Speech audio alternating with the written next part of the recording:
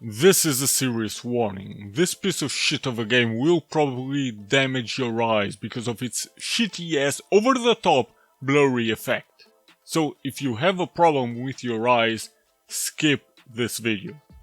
I am not joking when I say that my eyes hurt quite a lot after playing this crap for 2 hours straight, which is something I never experienced before to this extent. If you are still here, let's begin. From what I hear, publisher Phoenix Games is considered to be the LJN of the PlayStation 2. And if their published games are indeed as shit as D-Unit Drift Racing, which should be called Dipshit Unit Blurry Racing instead, then I will facepalm quite a lot in the future to come. But I know for certain that there is at least one good game published by them. I will let you guess which one it is. So I've played this shit for a little more than 2 hours total, and nobody should have any reason to play it even for 2 minutes, much less 2 hours. But me being me, I always try to give a game time and try to find the good, because even shitty games can have good aspects to it. Yeah, it was impossible here. You have just 3 modes. The options is bare bones and doesn't even show the controls option. I mean, you don't need it because only X, square, start and the directional buttons, or analog stick, do anything, but still, I don't understand why the very basic button configuration doesn't exist here. But this is a nitpick in comparison to what's to come.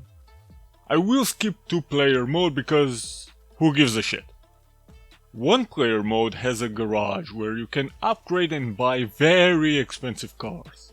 You may think that 4,000 credits, which is the cheapest car, isn't expensive, but oh boy, you are in for a treat. Upgrading works fairly simple and it's pretty cheap in comparison to the cars. I mean, $200 for each upgrade, no matter how many times you upgrade? Heh, let's go, boy. But honestly, who cares about upgrading a car when this whole game needed a major upgrade?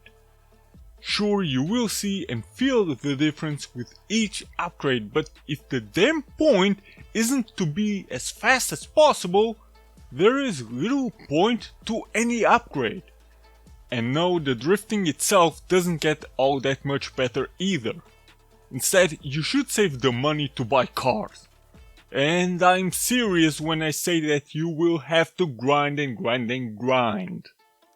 After finding out that you can't even change the color of your piece of shit car, you go to the practice to drive and drive and drive. If you go to race, you drive a single race with a time limit, which shouldn't even be called a race because a race requires you to, well, you know, be the quickest and be first. But here, your goal is to drift and the one with the most points wins. So no, technically this isn't a race but rather a drift event. Winning an event rewards you with cash to upgrade and buy cars. Championship throws you into 3 drift events consecutively. Supposedly there are 3 difficulties, but you will see me drive only on easy because I needed to unlock amateur and professional. Which in itself it's fine, but the question I had throughout the game was, how the fuck do I unlock these? At least until I opened the manual, and there it is. I needed to buy cars to unlock these. So I went for a quest. I went on a grind and tried to collect 4,000 credits to buy the next car and see if I can unlock the next championship. The result was that I've unlocked shit. Maybe I need to buy the next car as well, but I am certainly not gonna grind up until that point. I would rather get a good kick in the nuts than grind anymore in this shitty game. So how is the driving? Honestly, beyond simplistic, but not as bad as the rest of the game is. Still, it's not that good.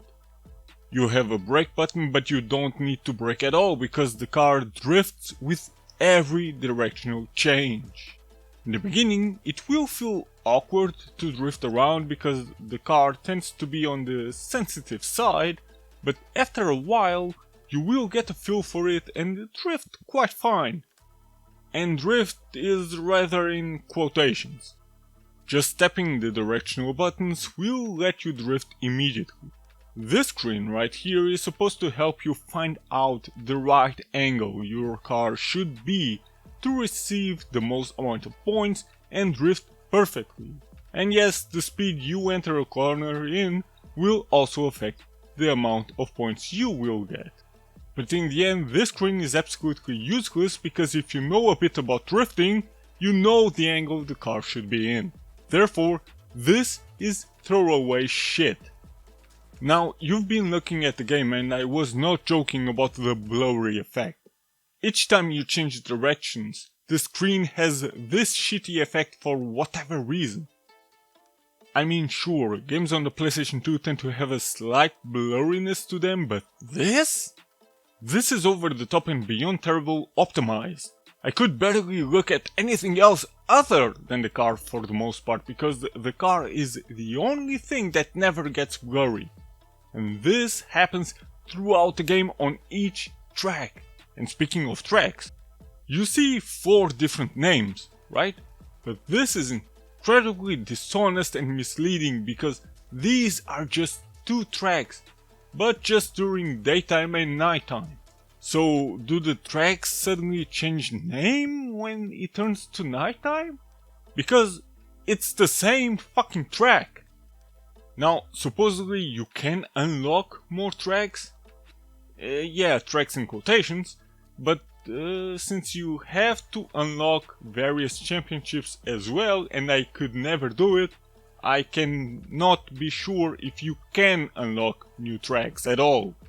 But it gets worse, because the sound is also beyond shit. The engines almost sound like slightly angry vacuum cleaners, and the background music is some weird jazz techno mix. I mean, I don't care much for techno and I like jazz, both together can sound okay, but damn, this was horrendous. The only sound effect that is somewhat passable are the screeching noises of the tires while drifting in quotations. Finally, each championship you beat, which is beyond easy to do as you can see here, will get you around $700 max. Think about this. $700, but the cheapest car is $4,000. And you don't even unlock the next championship after buying it to earn more money. So imagine doing this shit again to be able to buy the next piece of shit car because you don't have any money. I wouldn't mind it as much if the driving was actually fun. Trying to have the most points in the given time and having some kind of challenge, but the driving is bad. The difficulty is beyond easy even for an usual easy difficulty, to the point where even the AI can't drive for shit. It sounds dire, it looks shit, and it will force you to go to the ophthalmologist to check if you can still see fine. I mean, there are shitty games that you still can have fun with or make fun of. I tend to be open-minded and usually find the good qualities of games that are rather low-end, like many simple 2000 games.